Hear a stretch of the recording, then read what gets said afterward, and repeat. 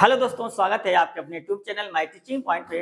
दोस्तों, आज हम बात करने वाले हैं एक ऐसे देश के बारे में जिसे पूर्व की मोती, पूर्व का रत्न, हिंद महासागर की मोती कहा जाता है। वह देश कौन सा है, आपको डिटेल से बताने वाले हैं इस वीडियो में। तो आप इस वीडियो को अंत तक जरूर देखिएगा, मजा आएगा। यहाँ से एक एक क्वेश्चन आप कर ले जाएंगे इस वीडियो देखने के बाद। प्यारे साथियों, यहाँ से क्वेश्चन आईएएस में भी पूछा है, पीसीएस में पूछा है, एसएससी सीजीएल में पूछा है। सब बिंदुओं पे हम बात करने वाले हैं, तो वीडियो को अंत तक जरूर देखिएगा। आइए बात करते हैं। आपके सामने वह देश कोई और नहीं बल्कि हमारा देश भारत का पड़ोसी देश श्रीलंका है। आपको पता होगा, श्रीलंका जो कि भारत के लगभग दक्षिण पूर्व में स्थित है। भारत के लगभग दक्षिण पूर्व में स्थित एक देश है जिसका नाम क्या है, श्रीलंका है प्यारे साथियों।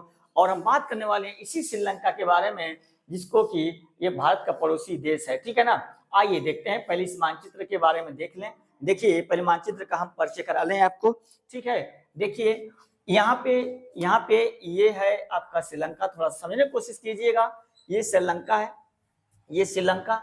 और श्रीलंका की अगर बात की जाए ना, तो ये श्रीलंका है। श्रीलंका का प्राचीन नाम क्या था? श्रीलंका का प्राचीन नाम, सबसे पहले एक पॉइंट नोट किया जाए कि श्रीलंका का प्राचीन नाम क्या था, तो सीलोन था। क्या नाम था? सीलोन। नोट कर लीजिए, श्रीलंका का प्राचीन नाम सीलोन था। सीलोन। श्रीलंका का प्राचीन नाम क्या था? सीलोन था, है ना। श्रीलंका का प्राचीन नाम सीलोन था प्यारे साथियों, है ना। और इसका अगर बात किया जाए क्षेत्रफल कितना है, तो याद रखिएगा श्रीलंका का क्षेत्रफल लगभग 65,610 वर्ग किलोमीटर इसका क्षेत्रफल है। श्रीलंका का क्षेत्रफल कितना है, तो 65,610 वर्ग किलोमीटर इसका क्षेत्रफल है। 65,610 वर्ग किलोमीटर इसका क्षेत्रफल है, याद रखिएगा। हाँ, अब एक सवाल यह है कि सीलोन इसका प्राचीन नाम था, तो कब श्रीलंका इसका नाम पड़ा? इसका नाम श्रीलंका कब पड़ा?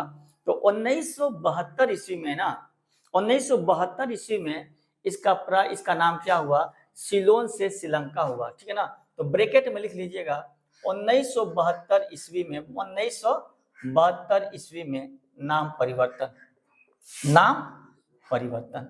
1972 ईस्वी में नाम परिवर्तन हुआ प्यारे साथियों, याद रखिएगा। ये 1972 ईस्वी में। कोई दिक्कत है ना? कोई दिक्कत यहाँ पे? ये है आपके सामने, नोट करिए। एक एक पॉइंट को नोट करिए, इसका आप स्क्रीनशॉट ले लीजिए। एक एक पॉइंट को क्लियर करने वाले हैं, ठीक है ना। तो यहाँ पे देखा जाए कि स्वतंत्र कब हुआ, तो याद रखिएगा ये जो श्रीलंका पे ना, ये ब्रिटेन का अधिकार था। ब्रिटेन भी इस पर क्या किया था? कब्जा किया हुआ था। ये पहले ब्रिटेन वाले क्या किए कि ये भारत से इसको अलग किए। भारत से इसको अलग करके एक क्या किया, क्राउन कॉलोनी बनाए। क्राउन कॉलोनी बनाए। और उसके बाद जब ये आजादी हुआ ये श्रीलंका, तो कब आजाद हुआ? तो 4 फरवरी 1948 ईस्वी को यह आजादी इसको मिली थी। ब्रिटेन से आजाद कब हुआ था? तो 4 फरवरी 1948 को। नोट कर लीजिएगा कब ये आजाद हुआ था, तो 4 फरवरी 1948 को स्वतंत्र हुआ था। कब? नोट करिएगा, 4 फरवरी 1948। 4 फरवरी 1948 को यह स्वतंत्र हुआ। याद रखिएगा, किससे स्वतंत्र हुआ? तो ब्रिटेन से इसको आजादी मिली थी। ब्रिटेन से 4 फरवरी 1948 को ब्रिटेन से इसको आजादी मिली थी, है ना। नोट कर लीजिए पॉइंट को, एक एक पॉइंट को नोट करिएगा। और इसका आकार जानते कैसा है? इसका आकार लगभग नाशपाती के जैसा है। अगर क्वेश्चन पूछे कि श्रीलंका का आकार कैसा है, तो नोट कर लीजिएगा प्यारे साथियों, इसका आकार जैसे कैसा है? आकार नाशपाती के जैसा है। आकार कैसा है? तो नाशपाती के जैसा। नाशपाती खाए हैं? नाशपाती के जैसा। नाशपाती के जैसा इसका आकार कैसा है? नाशपाती के जैसा इसका आकार है, याद रखिएगा। एक एक पॉइंट को क्लियर किया जाएगा, है ना। अब यहाँ पे एक पॉइंट और समझिएगा, समझने वाली बात है। यहाँ पे इसको सिंघली द्वीप के नाम से भी जानते हैं। क्या? सिंघली द्वीप के नाम से भी जानते हैं। क्यों सिंघली द्वीप के नाम से जानते हैं? क्योंकि यहाँ पे सिंघली जनजाति निवास करते हैं। सिंघली जाति के लोग यहाँ पे रहते हैं, इसीलिए इसको सिंघली द्वीप के नाम से भी जाना जाता है ना। तो यहाँ पे नोट कर लीजिएगा, इसे सिंघली द्वीप के नाम से भी जानते हैं। नोट करिएगा, ठीक है। इसे सिंघली द्वीप के नाम से भी जानते। श्रीलंका में सिंघली जाति के लोग रहते हैं, इसीलिए इसे सिंगली द्वीप के नाम से जानते हैं। नोट करिएगा, श्रीलंका में नोट कर रहा हूं ना, श्रीलंका में सिंघली जाति के लोग रहते हैं। सिंघली जाति के लोग रहते हैं, सिंघली जाति के लोग रहते हैं। इसीलिए इसे सिंघली द्वीप भी कहा जाता है। सिंघली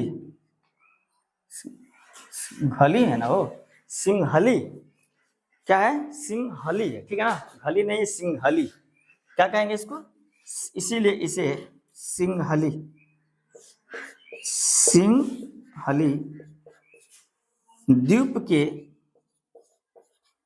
सिंघली द्वीप के नाम से भी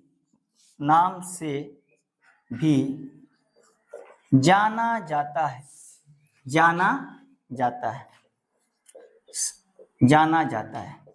सिंघली द्वीप के नाम से भी इसे जाना जाता है। याद रखिएगा, श्रीलंका में कौन सी जाति निवास करते हैं, तो सिंघली जाति निवास करते हैं भाई साहब, सिंघली जाति निवास करते हैं।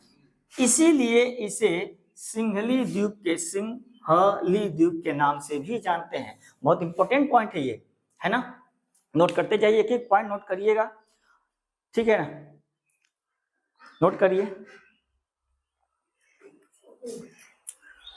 1972 ईस्वी में नाम बदला गया इसका, 1972 ईस्वी में नाम परिवर्तन हुआ, श्रीलंका रखा गया, सिलोन से श्रीलंका, है ना।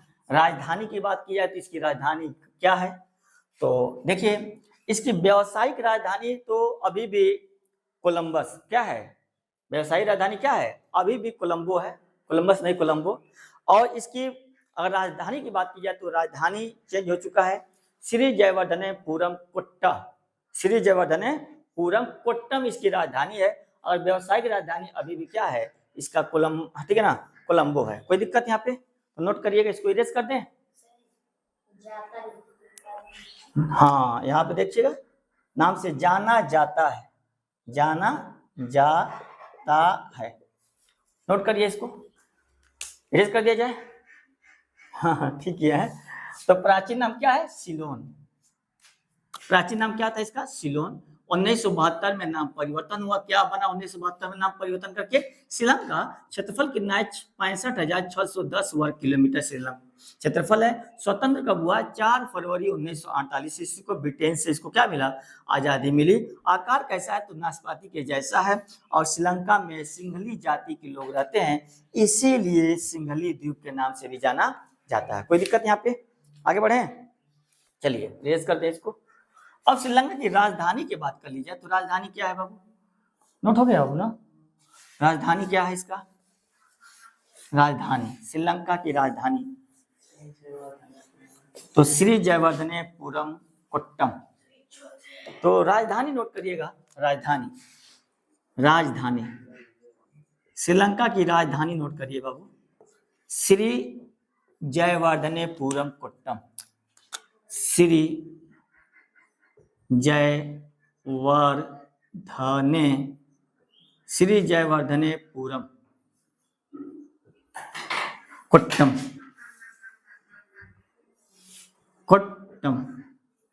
श्री जयवर्धनेपुरम कोट्टम इसकी राजधानी है। अगर व्यावसायिक राजधानी पूछे तो इसकी व्यावसायिक राजधानी क्या है,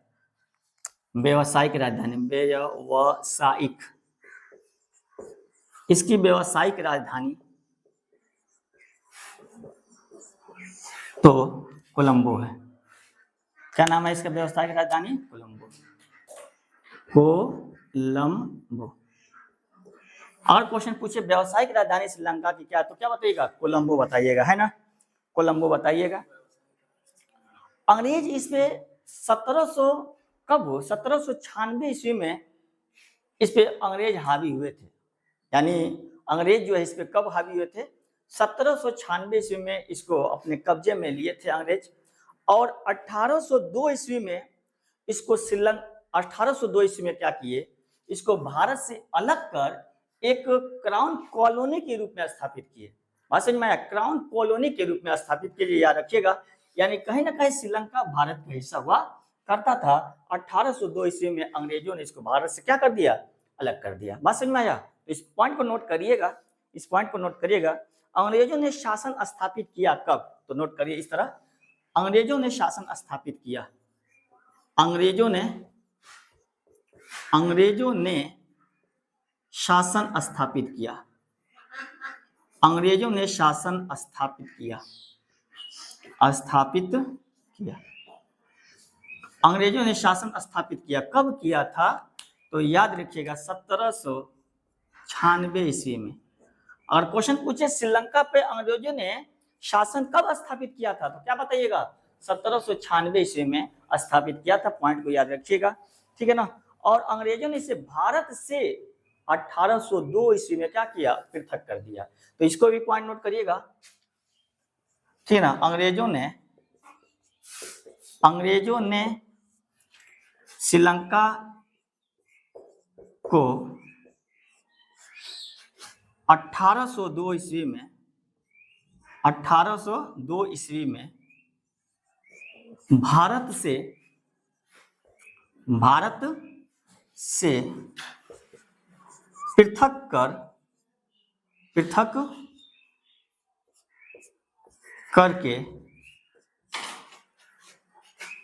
एक क्राउन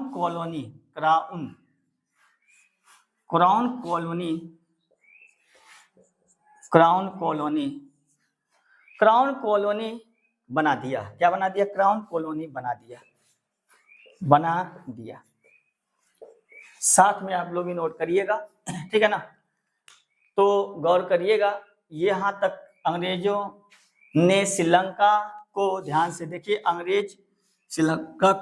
अंग्रेजों ने श्रीलंका को 1802 ईस्वी में भारत से पृथक करके एक क्राउन कॉलोनी बना दिया।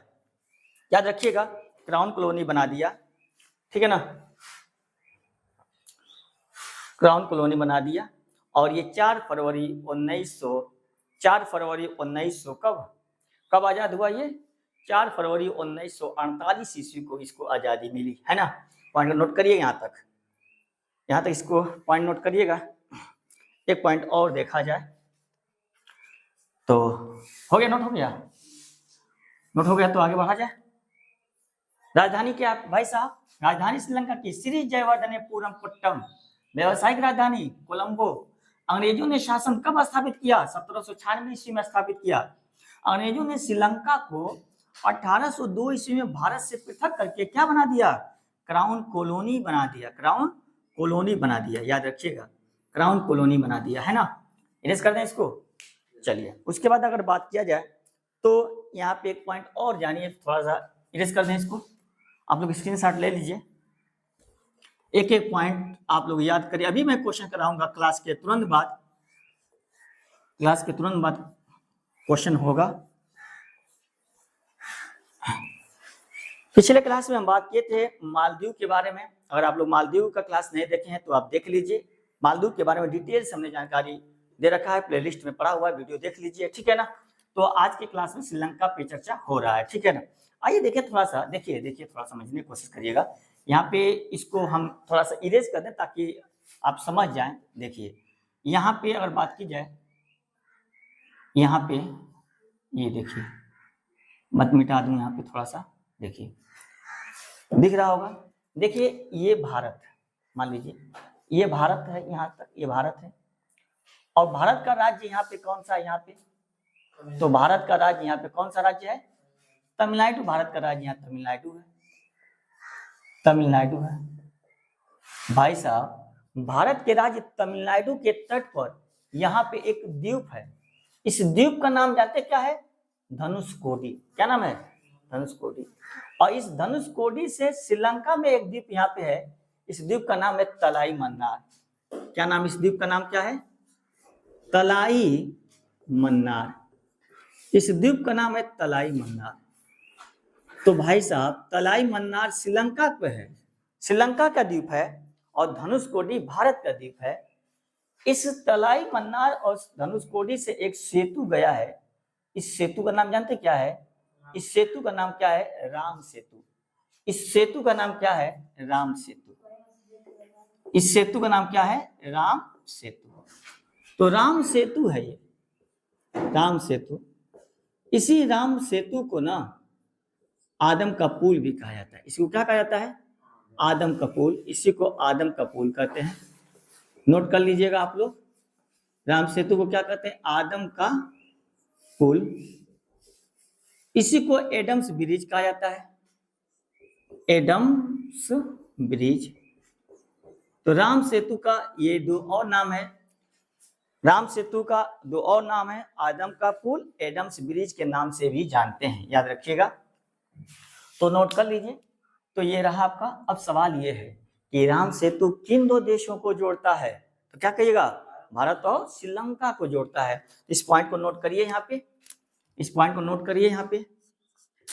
राम सेतु, राम सेतु, राम सेतु भारत के द्वीप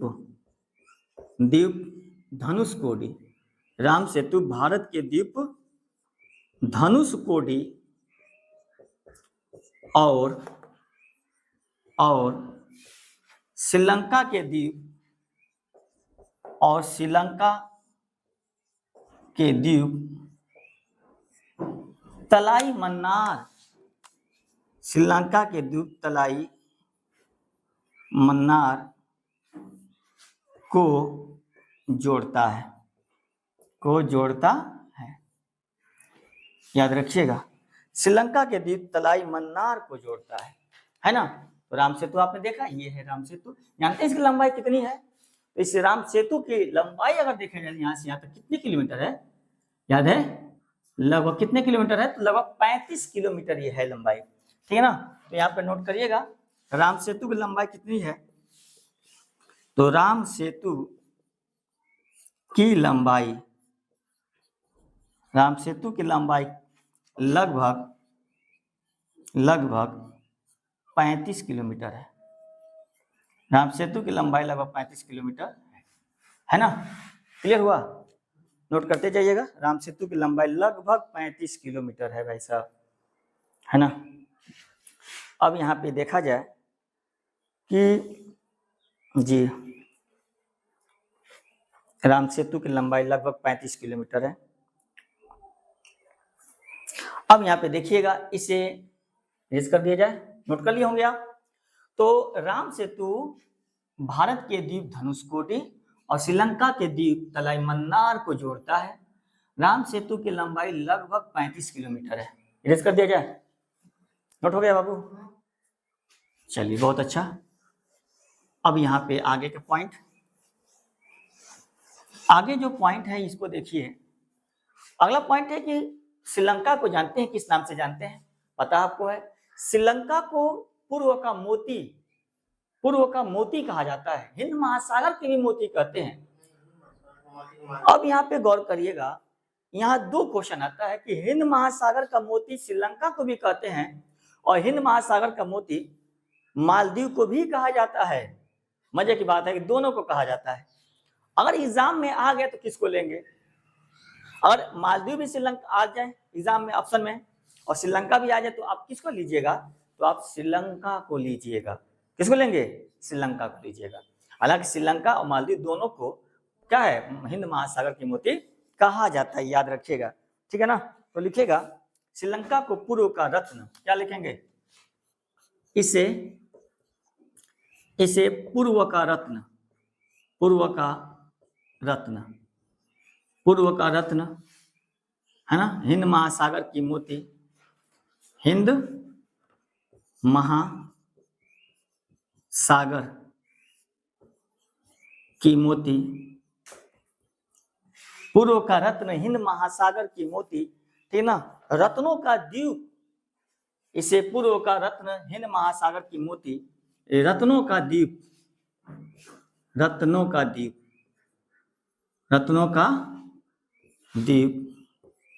कहा जाता है। रत्नों का द्वीप कहा जाता है। याद रखिएगा, श्रीलंका को पूर्व का मोती, हिंद महासागर की मोती, पूर्व का रत्न, रत्नों का द्वीप, इन सभी नामों से इसका सभी उपनाम है श्रीलंका का। क्यों? इसके प्राकृतिक सुंदरता के कारण ऐसा इसको नाम दिया गया है ना, प्राकृतिक सुंदरता के कारण ऐसा इसका नाम दिया गया है ना। कोई दिक्कत यहाँ पे? अब सवाल यह है कि श्रीलंका की सबसे उत्तरी बिंदु पूछे ना, पूछा जा चुका है ये, सबसे श्रीलंका की सबसे उत्तरी बिंदु कौन है? तो पॉइंट पेड्रो है। क्या नाम है? श्रीलंका की सबसे उत्तरी बिंदु कौन है? तो क्या लिखिएगा इसका, आप लोग स्क्रीनशॉट ले लिए होंगे। लिस्ट कर दूं, लिस्ट कर दूं, लिस्ट कर दूं। चलिए, श्रीलंका की सबसे उत्तरी बिंदु क्या नाम है? श्रीलंका की सबसे उत्तरी बिंदु नोट करते जाइएगा, सबसे उत्तरी बिंदु, सबसे उत्तरी बिंदु, श्रीलंका की सबसे उत्तरी बिंदु कौन है? तो लिखिएगा पॉइंट पेड्रो, वहां पे नोट हुआ है। सबसे उत्तरी बिंदु क्या है? तो लिखिएगा point Pedro, point Pedro. Sri Lanka की सबसे उत्तरी बिंदु है पॉइंट पेड्रो, है ना। सबसे उत्तरी बिंदु कौन है? तो पॉइंट पेड्रो है। और श्रीलंका का जो उत्तरी हिस्सा है ना, ये ऊपरी हिस्सा, इसको ये वाला हिस्सा जो निकला है देख रहे हैं ना, इसे जाफना कहते हैं। तो इस पॉइंट को नोट करिएगा, श्रीलंका के उत्तरी भाग को जाफना कहा जाता है। देखिएगा, श्रीलंका के उत्तरी भाग को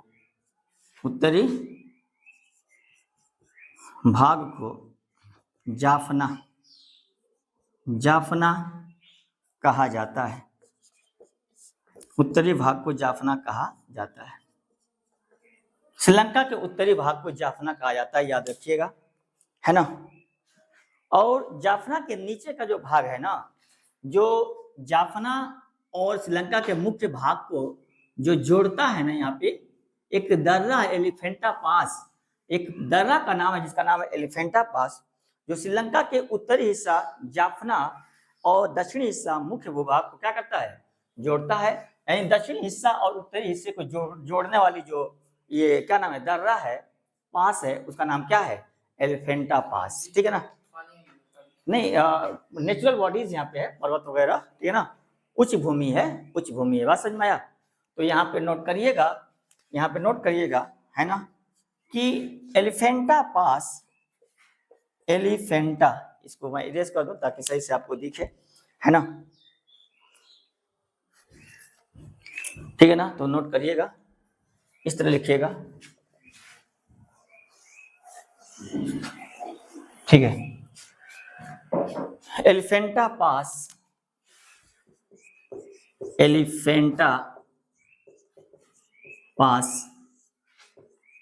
कहाँ पे है? श्रीलंका में। एलिफेंटा पास याद रखिए, एक क्वेश्चन पूछा जा चुका है, ये एलिफेंटा पास क्वेश्चन पूछा जा चुका है।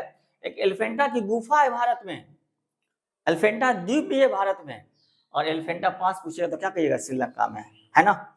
एलिफेंटा पास जाफना और श्रीलंका के, इस तरह लिखिएगा, श्रीलंका के जाफना क्षेत्र और दक्षिणी भाग को जोड़ता है। जाफना क्षेत्र और दक्षिणी भाग को जोड़ने वाला जो पास है, जो दर्रा, इसका क्या नाम है? एलिफेंटा दर्रा है, ठीक है ना। अगर क्वेश्चन पूछे श्रीलंका की औसत ऊंचाई कितनी है समुद्र तल से, तो श्रीलंका की अगर औसत ऊंचाई पूछे तो कहेगा 100 मीटर। यहाँ पे लिखिएगा औसत ऊंचाई कितनी है श्रीलंका की? औसत ऊंचाई ये नोट कर लीजिएगा, लगभग 100 मीटर है, लगभग 100 मीटर है। श्रीलंका की औसत ऊंचाई लगभग 100 मीटर है, याद रखिएगा, ठीक है ना।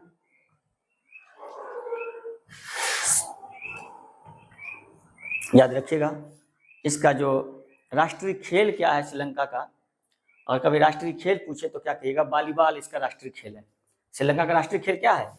वॉलीबॉल। नोट करिए, राष्ट्रीय खेल हेडिंग क्या है? श्रीलंका। राष्ट्रीय खेल क्या है श्रीलंका का? तो लिखिएगा वॉलीबॉल, वॉलीबॉल। श्रीलंका का राष्ट्रीय खेल क्या है? वॉलीबॉल है, याद रखिएगा, राष्ट्रीय खेल इसका वॉलीबॉल है, ठीक है ना। और यहाँ पे अगर बात की जाए तो आइए अब देखें श्रीलंका की सबसे हाईएस्ट पीक अगर क्वेश्चन पूछे, सुनो ध्यान से। श्रीलंका में देखिएगा, ये थोड़ा सा फिगर पे ध्यान दीजिए, यहाँ पे श्रीलंका के बीचों बीच में यहाँ पे उच्च भूमि है, इसका नाम क्या? श्रीलंका उच्च भूमि है। यहाँ पे इस उच्च भूमि पर एक पर्वत है जिसका नाम देखिए, यहाँ पे पर्वत दिख रहा है, देख रहे हैं ना आप? इस पर्वत का नाम क्या है? रुमासला पर्वत। क्या नाम है? रुमासला पर्वत। किस देश में है? रुमासला पर्वत किस देश में है? क्या बताइएगा? श्रीलंका में है। मजे की बात यह है ना कि इस रुमासला पर्वत पर एक चोटी है और इस चोटी का नाम क्या है? पिद्रू ताला गाला। देख लो, बहुत अच्छा प्यारा नाम है ना। ये आपका देखिए, ये पिद्रू ताला गला, पिद्रू ताला गला चोटी श्रीलंका की सबसे ऊंची चोटी है भाई साहब, पिद्रू ताला गाला चोटी। क्वेश्चन, श्रीलंका की सबसे उत्तरी चोटी का नाम क्या है? तो क्या कहेगा? पिद्रू ताला गाला चोटी। सबसे ऊंचाई, सबसे ऊंची चोटी श्रीलंका की सबसे उत्तरी बिंदु पूछेगा तो पॉइंट पेड्रो होगा, और श्रीलंका की सबसे ऊंची चोटी पूछेगा क्या बताएगा? पिद्रू ताला गाला। किस पर्वत श्रेणी पर? तो क्या कहिएगा? रुमासला पर्वत श्रेणी पर, है ना। अब यहीं से एक नदी निकलती है जिसका नाम है महाबली गंगा, और उस महाबली गंगा जो है ना श्रीलंका की सबसे लंबी नदी है। ये क्वेश्चन पूछा जा चुका है। श्रीलंका की सबसे लंबी नदी का नाम क्या है? तो महाबली गंगा है। लगभग इसकी लंबाई 329 किलोमीटर मानी जाती है। बात समझ में आया? तो 2 पॉइंट। श्रीलंका की सबसे ऊंची चोटी कौन है? तो पिद्रू ताला गाला किस पर्वत पे है? रुमासला पर्वत पे, है ना। इस पॉइंट को नोट करना है। तो इसको आप इसका स्क्रीनशॉट ले लीजिए, आप नोट करते रहिएगा, ठीक है ना। आइए देखते हैं अब अगला पॉइंट नोट करिए। अगला पॉइंट नोट करते हैं, तो नोट करिएगा श्रीलंका की सबसे ऊंची चोटी, ठीक है ना, सबसे ऊंची, डायरेक्ट ले देते हैं यहाँ पे, सबसे ऊंची चोटी, सबसे ऊंची चोटी।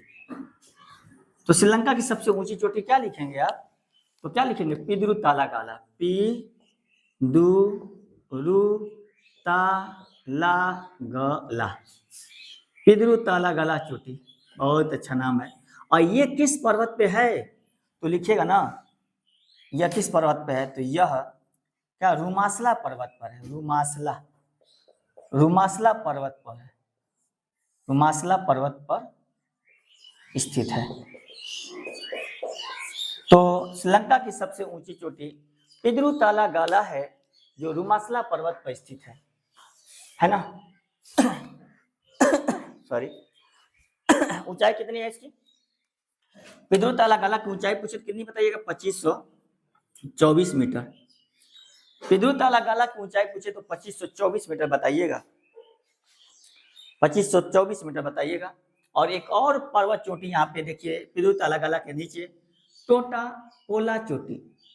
टोटा पोला चोटी की अगर ऊंचाई पूछे, देखिए ये वाला है टोटा पोला चोटी, इसकी ऊंचाई पूछेगा तो 2395 मीटर बताइएगा, 2395 मीटर। सुनिए, श्रीलंका की सबसे ऊंची चोटी का नाम क्या है?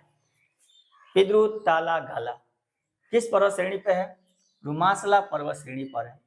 इसकी एक और चोटी नीचे, एक और पर्वत चोटी जिसका नाम है टोटा पोला चोटी। कितनी ऊंचाई है? तो 2395 मीटर इसकी ऊंचाई है, याद रखिएगा, 2395 मीटर इसकी ऊंचाई है ना। नहीं, रुमासला पर्वत से दक्षिण में ये है, 2395 मीटर इसकी ऊंचाई है ना। कोई दिक्कत यहाँ पे? तो आपने ये देखा पिद्रू ताला गाला, उसके बाद महाबली गंगा की कहानी। अगर क्वेश्चन पूछे श्रीलंका की सबसे लंबी नदी कौन है, तो क्या कहिएगा? महाबली गंगा। नोट करिए, इसको मैं इरेज कर दूं ना, इसको इरेज कर दिया जाए। सबसे ऊंची चोटी नोट कर दें बाबू, इरेज कर दें। पिद्रू ताला गाला चोटी श्रीलंका की सबसे ऊंची चोटी है। और सबसे लंबी नदी अगर पूछे भाई साहब, तो देखिए यही पिद्रू ताला गाला चोटी से नदी निकलती है और ये जाकर बंगाल की खाड़ी में गिर जाती है। तो लिखिएगा सबसे लंबी नदी, सबसे लंबी नदी, लंबी नदी। श्रीलंका की सबसे लंबी नदी क्या है? तो लिखिएगा क्या? महाबली गंगा। श्रीलंका की सबसे लंबी नदी नोट करिए, महाबली गंगा। श्रीलंका की सबसे लंबी नदी है महाबली गंगा। 329 किलोमीटर इसकी लंबाई है, 329 किलोमीटर लंबाई है। ये कहाँ से निकलती है? तो पिद्रुताला गला चोटी से निकलती है। पिद्रुताला गला चोटी से निकलती है। हाँ, बहुत लंबा है। भारत की श्रीलंका के हिसाब से बहुत लंबी नदी है ना। भारत में तो इतने लंबाई में हजारों नदियां हैं ना। बात समझ में आया? तो ये रहा आपका पिद्रुताला गला, ठीक है। क्या नाम है? महाबली गंगा, श्रीलंका की सबसे लंबी नदी है। तो यहाँ पे पॉइंट को नोट करिएगा, ठीक है। और एक पॉइंट और जानना, कुछ नदियों के बारे में और देख लीजिए। श्रीलंका कुछ और नदियां हैं, उस नदियों को याद रखिएगा, ठीक है ना। तो कुछ और नदियां, कुछ महत्वपूर्ण नदियां, तो इसका नोट करिएगा। कुछ महत्वपूर्ण नदी और है, कुछ अन्य नदियां। श्रीलंका की कुछ अन्य नदियां लिखिएगा। श्रीलंका की कुछ और अन्य नदियां लिखने की कोशिश करिए। नोट हो रहा है? तो एक और नदी है यान, ओया, यान, यान। अन्य नदी में लिख रहा हूं यान, ओया, काला ओया कहीं लिखा होगा, काला ओया, ओया, काला ओया, सुना? काला ओया, काला ओया, यान, ओया, काला ओया, ये सब श्रीलंका की नदी है। आरुवी है, आरू है, आरुवी, आरू, आरुवी, आरू, सुना? सब नाम है। यान, ओया, काला ओया, आरुवी, आरुवी, आरुवी, आरुवी भी है ना। और क्या है? एक और नदी है आपका आरू और पेड्रू, पेड्रू ओया, आरू और पेड्रू ओया, आरुवी, आरू, नीचे दिख रहा है आरू, आरू, आरू लिखो, गजब का नाम है आरू, ठीक है ना। एक और है आपका पिडरू ओया, पिंडरू ओया, ओया, देख रहे हैं आप? ये श्रीलंका की सब नदियां हैं। सुनो सुनो ध्यान से। कुछ नदियां यान है, ओया है, काला ओया, आरुवी, आरू, पिंडरू ओया, ये सब श्रीलंका की अन्य नदियां हैं। इन जिसमें सबसे लंबी नदी कौन है? तो महाबली गंगा है ना। तो ये नदियों के बारे में कुछ कहानी। उसमें कुछ एक बंदरगाह है जिसका नाम है हम्बनटोटा बंदरगाह, श्रीलंका में है। श्रीलंका में एक बंदरगाह जिसका नाम क्या है? हम्बनटोटा बंदरगाह, जो वर्तमान में यह क्या नाम है? चीन के अधिकार क्षेत्र में है। चीन के अधिकार में है, अधिकार क्षेत्र में नहीं मतलब अधिकार। चीन को श्रीलंका ने लीज पे दे रखा है। हम्बनटोटा बंदरगाह आप देख रहे हैं, ये हम्बनटोटा बंदरगाह, इस पे चीन को क्या किया है? श्रीलंका ने चीन को क्या लीज पर दे रखा है। तो एक ये हम्बनटोटा बंदरगाह है और यहाँ पे कोलंबो बंदरगाह है। ये दोनों बंदरगाह जो है ना, ये बहुत इंपॉर्टेंट है श्रीलंका का। दो बंदरगाह याद रखिएगा, हम्बनटोटा बंदरगाह और कोलंबो बंदरगाह, है ना। इस पॉइंट नोट करिएगा। तो लिखिएगा बंदरगाह, इरेज कर दिया जाए। हाँ, चलिए देखते हैं। तो ये रहा आपका,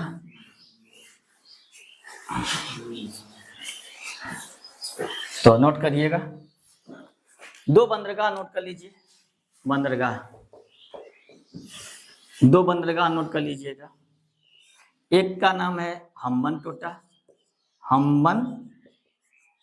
हम्बनटोटा, और एक का नाम है कोलंबो, एक का नाम है कोलंबो। हम्बनटोटा पे चीन का अधिकार, मतलब चीन के अधीन है यह। चीन, चीन को इस तरह लिख लीजिएगा, श्रीलंका, श्रीलंका ने चीन, चीन को, ठीक है ना, लीज पर दे रखा है, दे रखा है। यानी इस हम्बनटोटा बंदरगाह का विकास कौन कर रहा है वर्तमान में? तो हम्बनटोटा बंदरगाह का विकास कौन कर रहा है? चीन कर रहा है भाई साहब, चीन विकसित कर रहा है। चीन, चीन चीन द्वारा विकसित हो रहा है ये, चीन द्वारा विकसित, चीन द्वारा विकसित है ना, चीन द्वारा विकसित ये हम्बनटोटा बंदरगाह है, ठीक है ना। कोई दिक्कत यहाँ पे तो याद रखिएगा, ये बंदरगाह हो गया। उसके बाद अगर हम देखें तो कुछ और पॉइंट याद रखना है।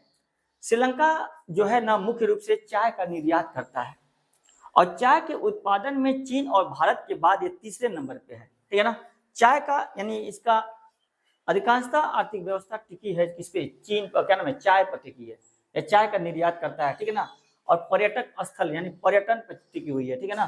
बात समझ में आया, तो इसको नोट करिएगा, इस पॉइंट को नोट करिएगा। श्रीलंका चाय उत्पादन में चीन और भारत के बाद, इस करने इसको तो लिखिएगा, श्रीलंका जो है चीन और श्रीलंका चाय उत्पादन में चीन और भारत के बाद तीसरा स्थान है, लिखिएगा। श्रीलंका चाय उत्पादन में चीन और भारत के बाद तीसरा स्थान पर है। श्रीलंका चाय और चीन उत्पादन, मतलब चाय उत्पादन में चीन और भारत के बाद तीसरे स्थान पर है। पूरे विश्व का लगभग ये 10% चाय का उत्पादन करता है ना। तो श्रीलंका एक चाय निर्यातक देश है। श्रीलंका नोट करिएगा, श्रीलंका चाय निर्यातक देश है। श्रीलंका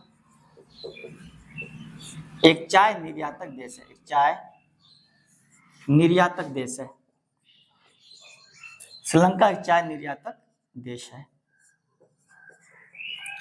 श्रीलंका एक चाय निर्यातक देश है, याद रखिएगा। और अगर देखा जाए तो रबर उत्पादन में 8वें स्थान पे है। श्रीलंका में भी रबर का उत्पादन होता है, और इस रबर उत्पादन में श्रीलंका 8वें स्थान पे है, तो याद रखिएगा, इस पॉइंट को भी नोट करिएगा। रबर उत्पादन में रबर उत्पादन में श्रीलंका का विश्व में 8वां स्थान है, विश्व में 8वां स्थान है, 8वां स्थान है। रबर उत्पादन में श्रीलंका विश्व में 8वां, श्रीलंका का विश्व में 8वां स्थान है, याद रखिएगा। और नारियल के उत्पादन में तीसरा स्थान है। नारियल के उत्पादन में क्या है, तीसरा स्थान, याद रखिएगा। या नारियल के उत्पादन भी, ठीक ना, यह नारियल उत्पादन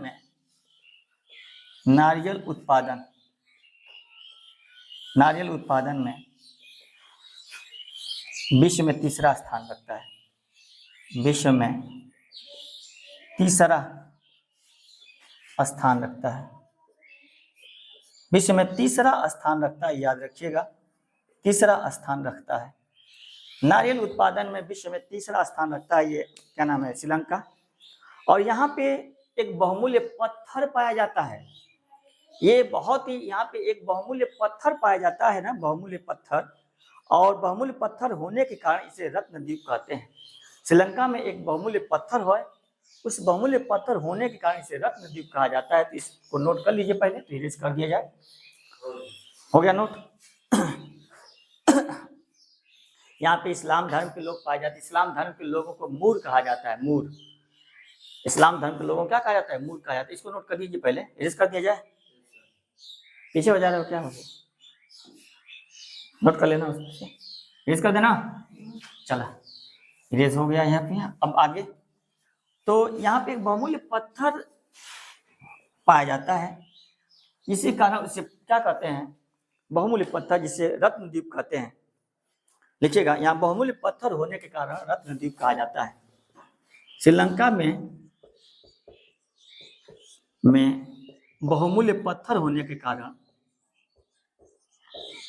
बहुमूल्य पत्थर होने के कारण